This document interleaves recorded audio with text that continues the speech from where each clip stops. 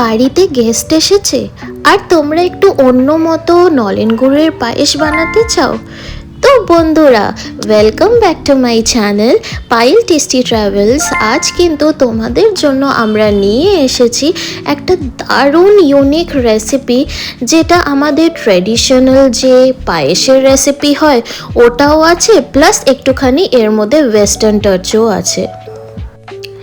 আর এই রেসিপিটা কিন্তু একদম অ্যাপ্রোপ্রিয়েট, যে সাডেনলি গেস্ট এসে পড়েছে, তোমরা জানো না যে কি ডেজার্ট দেবে, তো তোমরা কিন্তু এইটা ইনস্ট্যান্টলি বানিয়ে দিতে পারো। এই রেসিপিটার নাম হচ্ছে ক্যারামেলাইজড নলেন গুড়ের পায়েস। তো দেখা যাক এটা কিভাবে বানানো হয়। ফার্স্ট অফ অল আমরা একটা কন্টেনার নিয়ে নেব, যেটার মধ্যে আমরা একটুখানি জল দেব।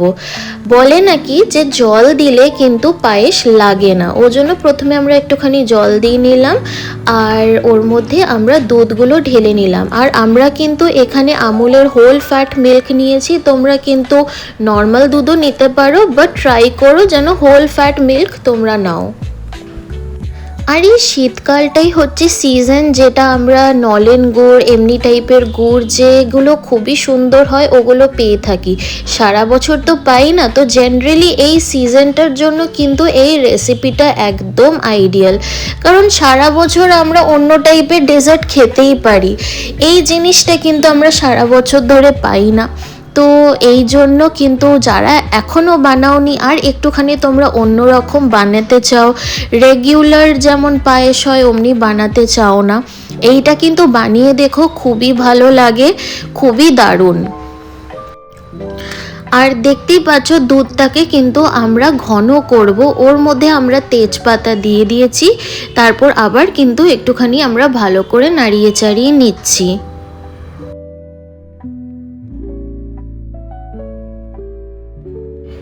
তারপর আমরা নিয়ে নেব হচ্ছে গোবিন্দভোগ চাল, ওটা কিন্তু আমরা ভালো করে ধুয়ে নেব। তারপর যে আমরা দুধটাকে ঘন করছিলাম ওর মধ্যে কিন্তু আমরা চালটাকে দিয়ে দেব।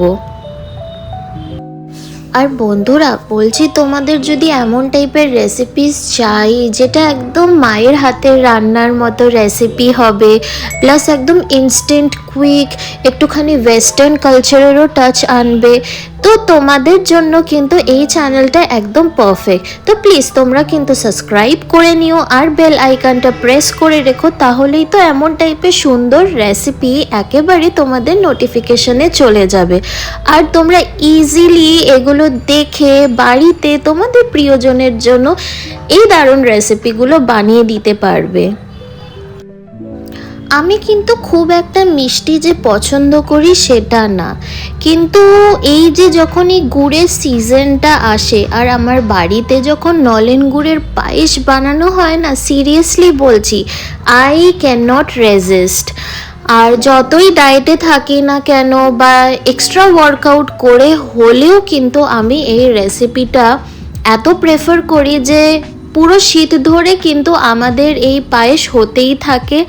কারণ আমরা এমনিও না যে খুব একটা বেশি মিষ্টি খাই, আমরা একদম সাটল টাইপ মিষ্টি খাই, আর মানে যেটা খেলেও তোমাদের গা গোলাবে না, আর খুবই ভালো লাগে। It's one of my favourite recipe বলতে পারো। এবার দেখো, আমরা একটা কড়াইয়ের মধ্যে কিন্তু অল্প একটুখানি ঘি নিয়ে নিলাম, আর ওর মধ্যে কিন্তু আমরা ড্রাই ফ্রুটসগুলো ভাজবো। সো ড্রাই ফ্রুটসের মধ্যে আমরা নিয়ে নিয়েছি আলমন্ডস আর কাজু। এবার ওটাকে কিন্তু আমরা একটুখানি ভালো করে রোস্ট করে নেব।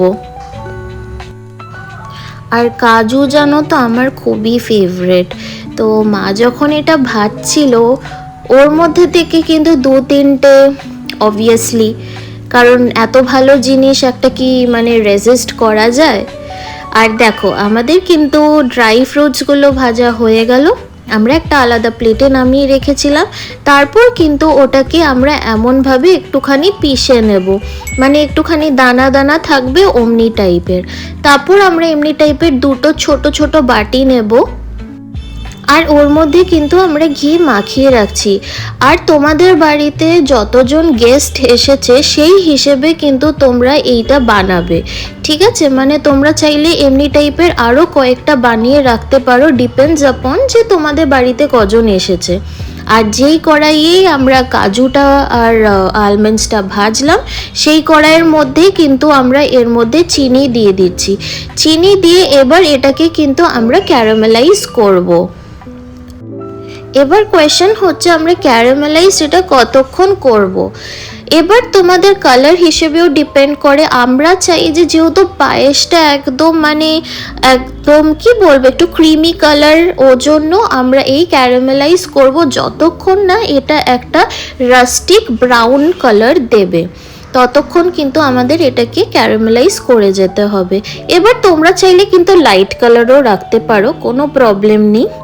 এরপর যে আমরা ড্রাই ফ্রুটসগুলোকে ক্রাশ করেছিলাম ওর মধ্যে কিন্তু আমরা দিয়ে দেব, দিয়ে আবার কিন্তু এটাকে কিন্তু ভালো করে নাড়িয়ে চাড়িয়ে নিতে হবে। এই দেখো আমরা কিন্তু প্লেটে এটাকে ঢেলে রেখেছি। এবার এটাকে আমরা এমনি নর্মাল রুম টেম্পারেচারে ঠান্ডা করতে দিয়েছি। চালটা কিন্তু আমাদের বেশ অনেকক্ষণ ধরেই সিদ্ধ হচ্ছে। এবার পালা হচ্ছে এর মধ্যে আমরা পাউডার মিল্ক দেব। পাউডার মিল্ক দিয়ে আবার এটাকে কিন্তু আমরা ভালো করে নাড়িয়ে চাড়িয়ে নেব।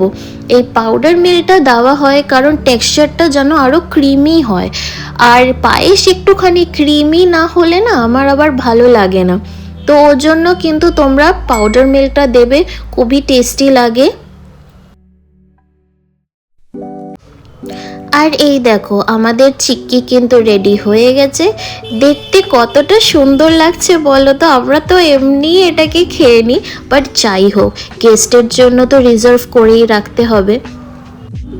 আচ্ছা, পায়েসে কিন্তু আমরা কোনো টাইপের চিনি দেব না, এটা কিন্তু আমরা টোটালি মিষ্টি করব নলেন গুড় দিয়ে। তো আমরা এর মধ্যে নলেন গুড় দিয়ে দিয়েছি। এবার তোমরা যে যতটা মিষ্টি খাও সেই হিসেবে কিন্তু দিও। আমরা একটুখানি কম মিষ্টি খাই, ওর জন্য আমরা বেশি দেব না। বাট হ্যাঁ, পায়েস তো একটু মিষ্টি না হলেও ভালো লাগে না। তো হ্যাঁ, পারলে কিন্তু প্লিজ তোমরা একদম চিনি ইউজ করো না, পুরো গুড় বেসেই যেন এটা রাখো। গুড়টা দিয়ে আবার এটাকে ভালো করে আমরা নাড়িয়ে চাড়িয়ে নিলাম। তারপর কিন্তু এটাকে আমরা একটুখানি ঠান্ডা করতে বসিয়ে দেবো। জেনারেলি যখন ঠান্ডা হয়ে যাবে এর ওপর একটা ঠিক একটা লেয়ার বসে যায়। তারপর কিন্তু যে চিক্কিটা আমরা বানিয়ে রেখেছিলাম ওর মধ্যে আমরা দিয়ে দেব। অ্যান্ড হিয়ার ইউ গো, আমাদের ক্যারামেলাইজড নলেন গুড়ের পায়েস is ready. And if you like this recipe, then please do like and subscribe my channel and press the bell icon for more such amazing recipes.